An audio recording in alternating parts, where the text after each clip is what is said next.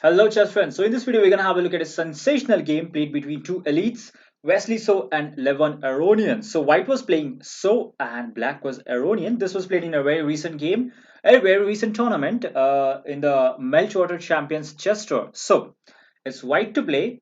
It's Wesley's move. What should white play here? Can you find the strongest move that basically disrupts the entire black setup? Alright, so just go ahead, pause the video and try to find the move, or at least try to guess the move that white should play here. Okay, so let's have a look at the brilliant move that So found here. As you can see, black's pieces are kind of, half of them are acquired in Siberia. They are not really, there is absolutely no harmony in black's position. And after the white's move, this is completely shattered. So white plays rook to e6, offering an entire rook. So what's the point behind this? Let's have a look. First things first. Well, what happens if the queen takes this rook? Now the black queen is actually threatening queen to e1 checkmate. So what is white planning to do? In fact, this is completely winning for white. White should just play queen takes bishop. That's a check. King at 7. Again, there is a threat of queen e1, so white has to throw in a check. And after bishop at 6, all we have to do is promote to a queen. And now you can see both the squares are very well guarded by the rook and the queen. So there is absolutely no hope for black of giving any kind of back rank.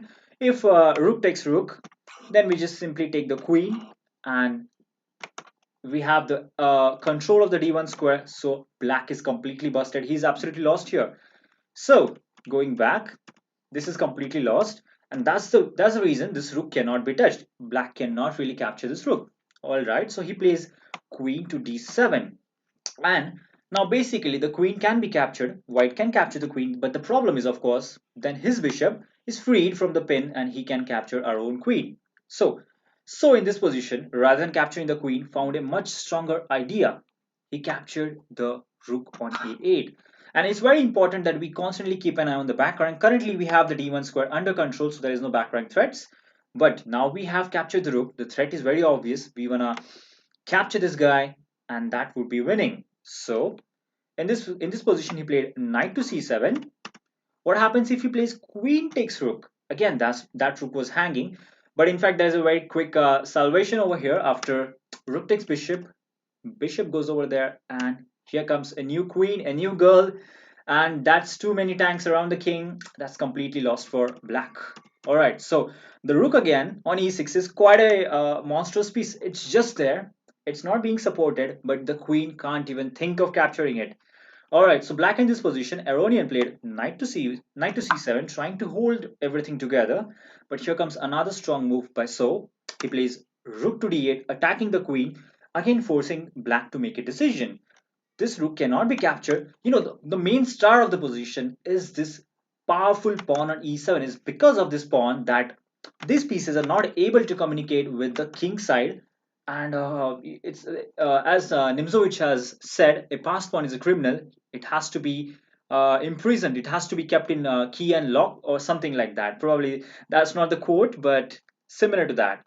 Basically, you have to keep the pawn blockaded, but this pawn is black has let this pawn far away in the center, and that is the reason this position is so bad for black. Now, what should black play in this position?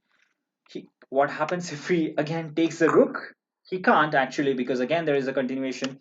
Rook takes bishop, knight takes, queen takes, check, king at 7, and again we bring in the new queen. Very critical, the e1 square has to be defended. The back rank is completely safe here because our queen on e8 guards there, and this is completely winning for white again. So white has to be alert, but this is completely winning. So this rook again cannot be touched. What should black play? In the game, black played knight takes on e6. And again, if white captures the queen, this bishop might capture our queen. And that's the reason. So again, found an excellent move here. He plays rook takes bishop. That's a check. So knight f8. And in fact, rook takes f8. This was the last move of the game, and Aronian resigned here. So what happens if bishop takes? That's the only move in the position.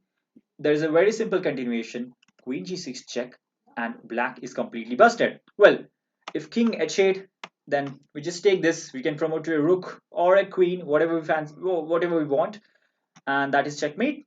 If he blocks with the bishop, then all we have to do is bring in the new guest.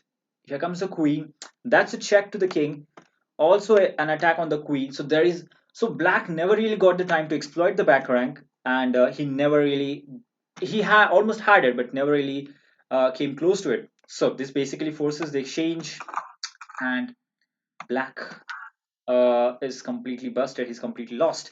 So it was in this position after the move Rook takes f8 that Aronian resigned, and Wesley So played a brilliant game, brilliant aggressive attacking game, and so that was quite a sensational game. In fact, you must check out the full game. I think you can check it on Agadmator's channel. He had covered it. Also, Daniel King's channel, of course, that is one of my favorite channels. I think they have covered this game in their entirety. My job was just to show you the spectacular move of the day, and I hope you enjoyed it. Thank you for watching, and do subscribe and like my YouTube channel. So until next time, bye.